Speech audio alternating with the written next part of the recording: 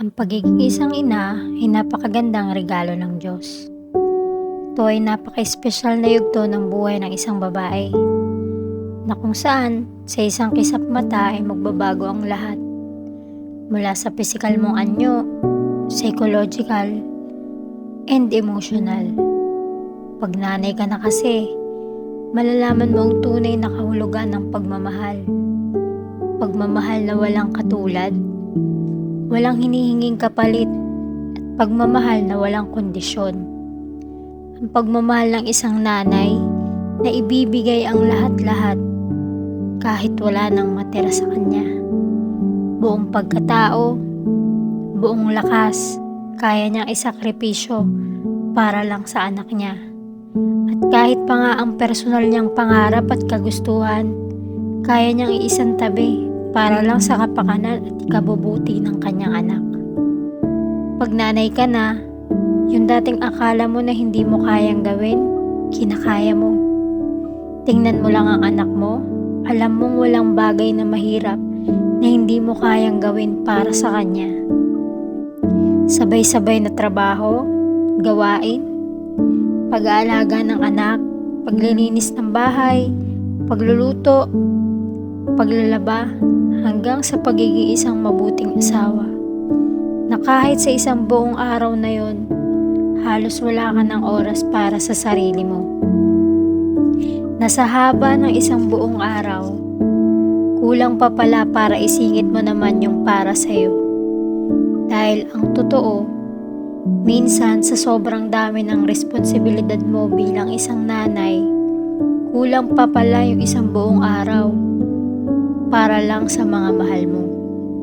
Pero okay lang sa'yo. Masaya mo pa ring tinatawid ang paulit-ulit mong ginagawa sa araw-araw.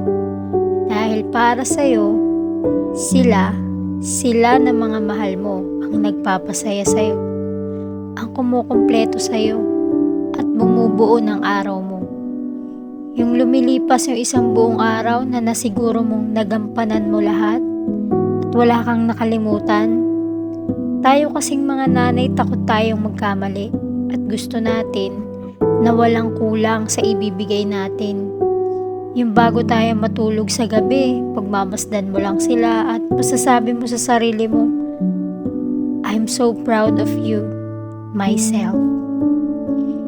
Yung puso mo na sobrang saya dahil alam mong sa kabila ng lahat ng pagod at sakripisyo mo, alam mong nagawa mo ang lahat ng best mo. Tanggal ang lahat ng pagod mo. At padalas nag-iisip pa tayo kung ano pa bang mas the best ang kaya mong ibigay para bukas. Ganyan ang isang ina. Isang espesyal na trabaho na walang katumbas na halaga o sahod. Kaya kung isa kang ina, nanay, mama, mami, mudra, working mom ka man or stay at home mom, you are amazing. Huwag mong kakalimutan yan.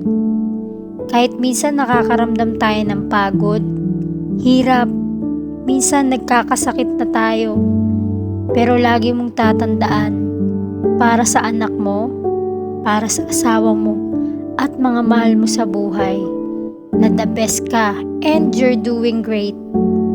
Kaya para sa mga nanay na kagaya ko, isang mahigpit na yakap para sa inyo. Hindi ka nag-iisa. At lagi mong tatandaan na masayang masaya si Lord dahil hindi siya nagkamali na ikaw ang pinili niya na bigyan ng isang pambihirang role, at yun ay isang pagiging ina. Happy Mother's Day sa ating lahat!